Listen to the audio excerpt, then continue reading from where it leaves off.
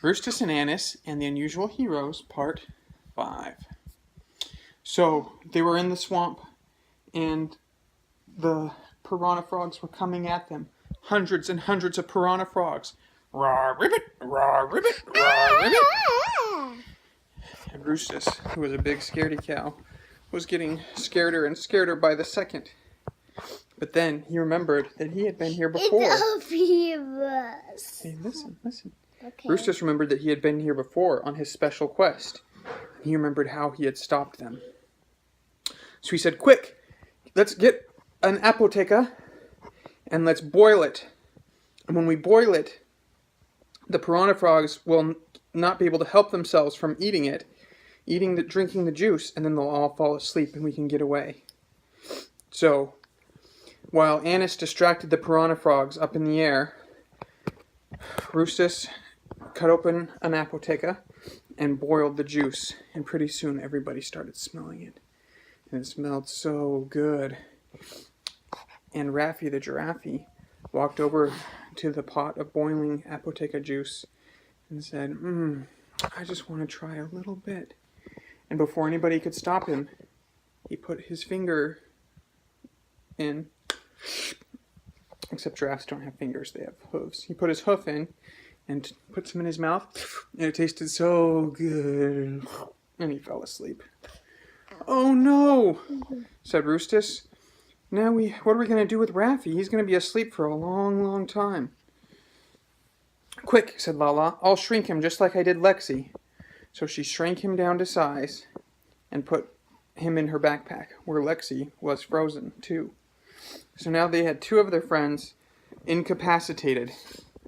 And the piranha frogs were getting antsy and they weren't falling for Annice's tricks anymore.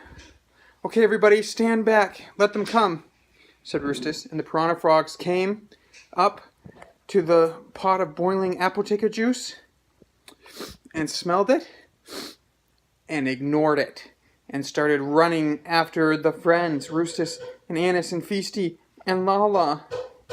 "Oh no," said Rustus, "it didn't work. They must have learned from my trick last time. What are we going to do?" "I don't know," said Lala. "I guess I could freeze them, but that would just make it even harder.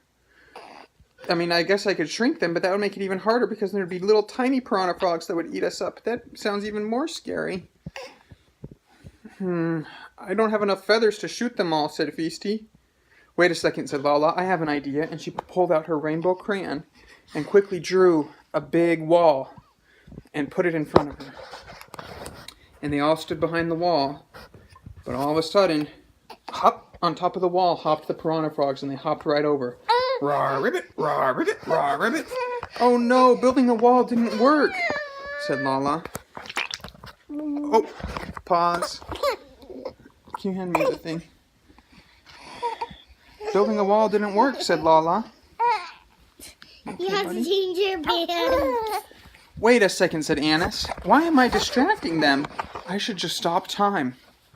"Yes, but can you stop time for so many people?" said Rustus. "You've never done it for this many people before. There's you, me, Lala, and we also have to stop it for Raffi and Lexi, who are in the backpack." "Oh, I've done it for this many people before," said Annice. "Remember when we were in the caves? It's the same thing. It's just hard, so I might need you to carry me after because I'll be so tired." So she quickly used all of her energy to slow and stop time. And the piranha frogs stopped in midair. And time was frozen. And so the friends quickly ran away. And when they were about a mile away, Annice started time again. Because she had stopped time for so many people for so long, she was so tired that she fell asleep. And Lala had to shrink her and put her in her backpack too. What? So now 3 of the friends were shrunk and were in Lala's backpack. So it was Rustus and Annice and Lala were the only ones left awake. And that's the end of our story for tonight.